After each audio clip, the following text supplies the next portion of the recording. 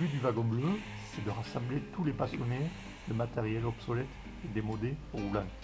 Pourquoi? Parce qu'on ne voulait pas être enfermé uniquement sur le véhicule ancien proprement dit, on voulait ouvrir toute la passion à tout ce qui était deux roues, tout, tout ce qui est, voilà, tout ce qui tourne autour de la mécanique et qui roule. C'est pour ça que le Red Solex fait partie d'une épopée du wagon bleu. En 2003, on a fait le rallye des Bleus, c'est-à-dire en mobilette. On est parti au Portugal à 50 en faisant 3600 km. En 2012, on a fait le Rajasthan en Vespa, donc 2400 km en Inde, surtout le Rajasthan. Donc voilà, bon, on essaye de ne pas être enfermé dans un tiroir avec des étiquettes.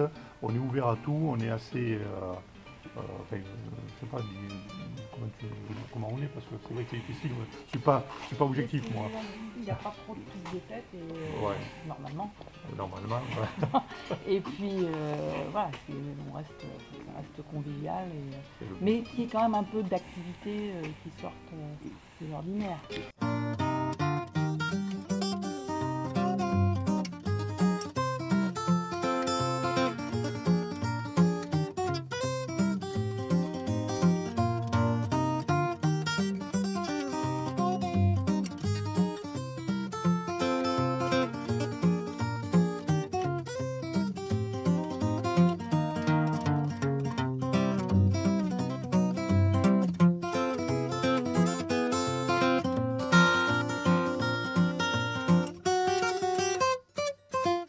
Pourquoi on a fait venir un wagon d'abord à Viol-le-Fort? À l'époque, en 87, la SNCF vendait du matériel réformé aux particuliers comme aux entreprises, il n'y avait pas de limite.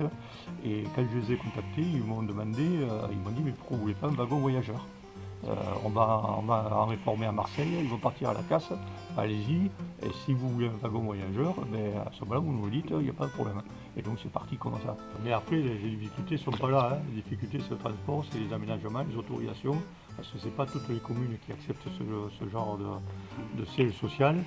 Viol-le-Fort, il faut reconnaître qu'à l'époque le maire était avant-gardiste et qu'il a compris la fibre, si vous voulez, qui nous animait et qui voilà, nous a donné l'autorisation de faire le projet, qui est toujours évolutif d'ailleurs, qui n'est pas terminé, puisqu'il est toujours en permanence, voilà, et qui fait vivre bien sûr les passionnés, puis aussi les villages et les commerçants à travers les activités qu'on organise. Voilà. Mais merci encore à Jean-Claude Viala, je le dis, parce que c'était le maire de l'époque et qui a eu le courage de nous autoriser à nous implanter. Mais quand le premier wagon est arrivé et qu'il passait dans le lotissement, là, les critiques elles ont commencé à fuser dans tous les sens. Hein, voilà. Bon, peut-être ça s'est assez au bout de 20 ans, 30 ans, ça s'est assez, mais bon, au début, ça a été triste. Quoi. Voilà, faut laisser le temps au temps.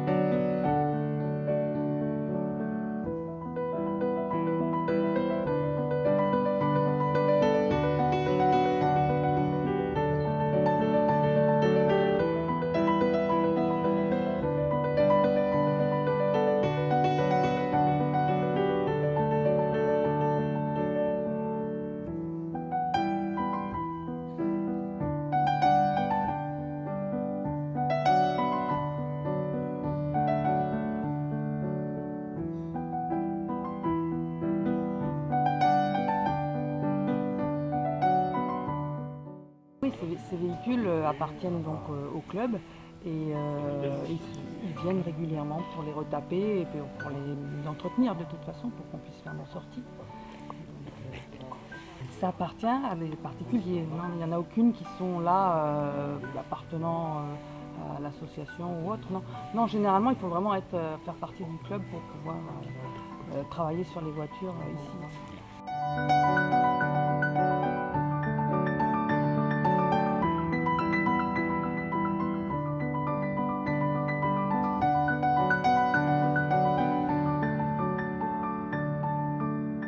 Là, vous avez la voiture d'Yvonne de Gaulle, qui était à sa disposition au ministère de l'Intérieur. C'est une présidence séparation chauffeur de 1959. Voilà. C'est à l'époque, Yvonne allait faire les courses pour le général. Hein, c'est elle qui faisait le marché, elle ne se faisait pas livrer, il n'y avait pas de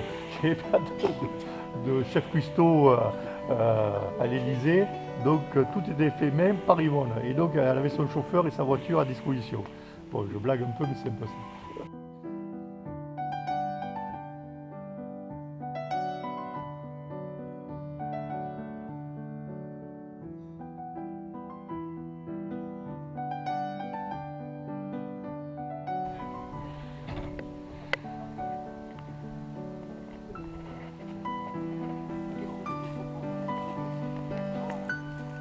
Donc là c'est un wagon-lit tout en inox dans lequel il y a 20 chambres, 20 roumettes on appelle ça. Ce sont des chambres individuelles. C'est un wagon-lit qui date de 1951, qui appartenait à la compagnie des wagons-lits, groupe Accor, et qui a été réformé dans les années 87-88 et qui a terminé sa carrière sur Troyes en Champagne. Voilà, on l'a fait venir de Troyes en Champagne par la voie ferrée, et puis après convoi exceptionnel de Montpellier et Viol-le-Fort. Voilà.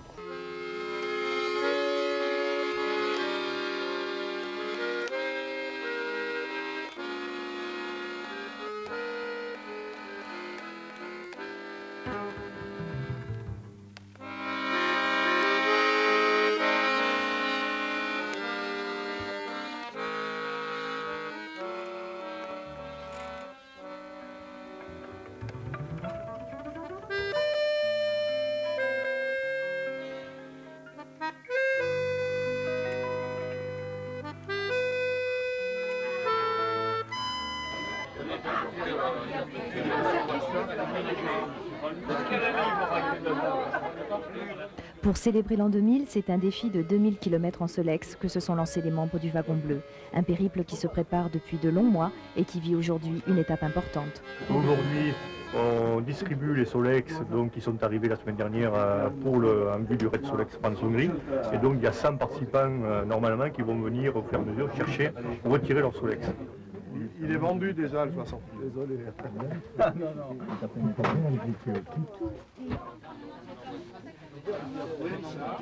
Ils ont été nombreux à se manifester pour participer à ce projet.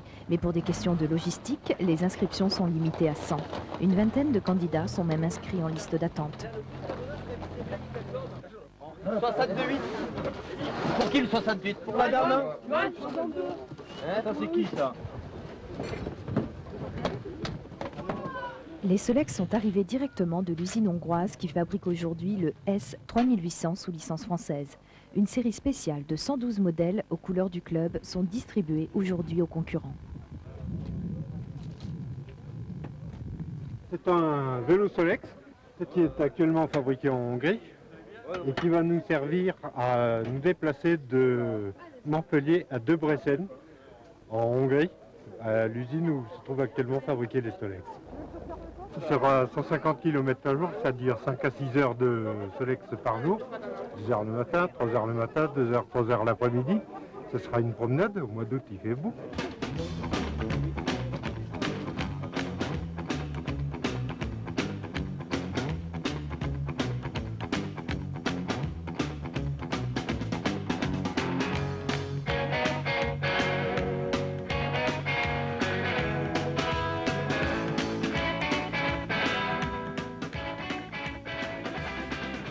Il ne reste que quelques mois à ces amateurs de balades tranquilles pour rôder leur moteur et s'entraîner à subir le confort sommaire de leur pétrolette pendant 2000 km. Le piège, c'est de ne pas s'entraîner. Ça, je crois qu'il faut se méfier parce que c'est peut-être pas un défi physique important, mais bon, quand même, 5-6 heures, les cervicales, la position debout, c'est certainement que c'est un peu le piège. C'est un peu le piège. Le 5 août prochain, un convoi de 10 équipes de 10 concurrents va s'élancer à l'assaut des routes françaises, italiennes, autrichiennes puis hongroises. 15 jours pour rallier Debrecen et s'offrir une semaine de vacances aux portes de la Roumanie.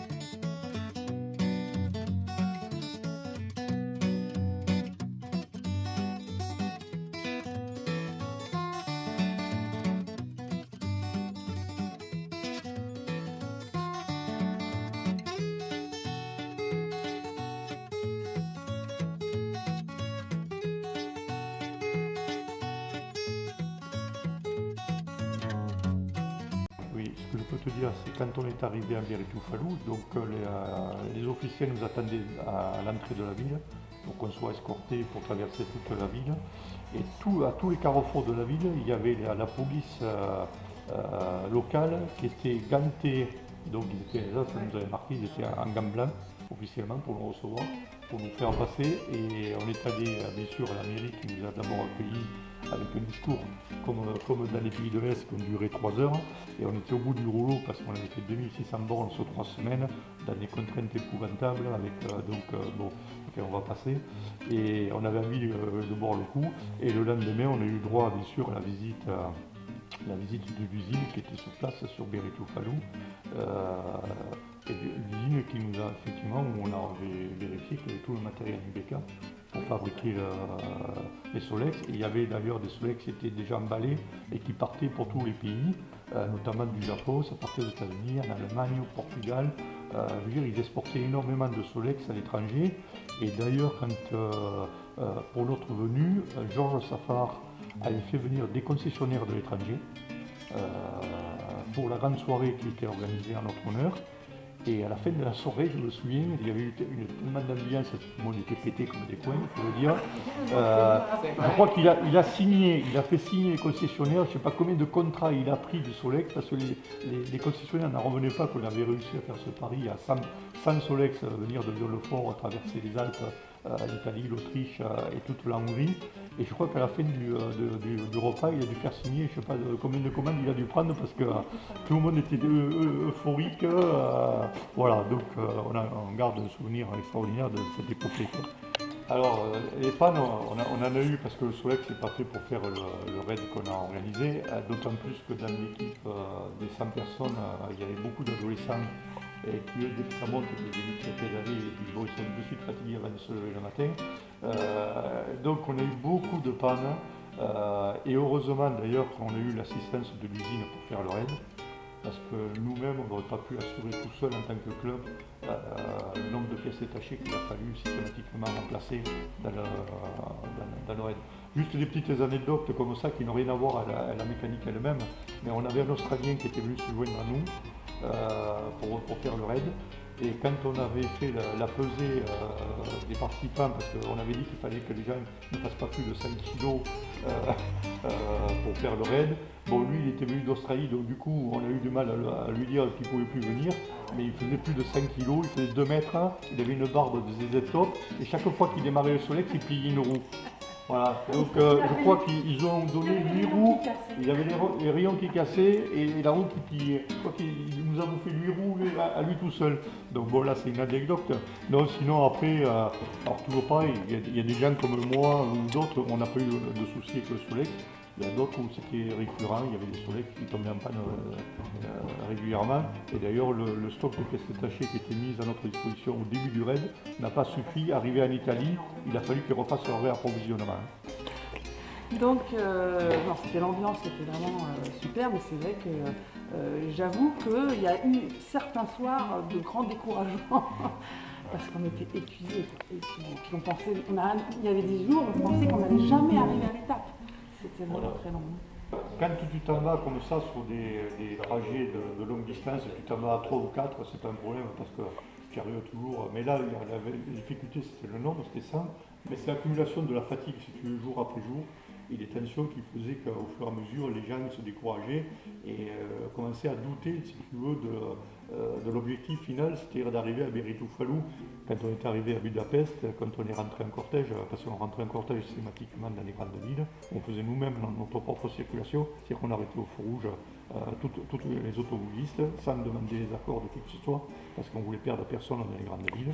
Et quand on est arrivé à Budapest, tu veux, tous les jeunes qui n'avaient pas pédalé pendant 3 semaines, ils étaient devant et ils chantaient la Marseillaise, quoi, donc ils étaient fiers.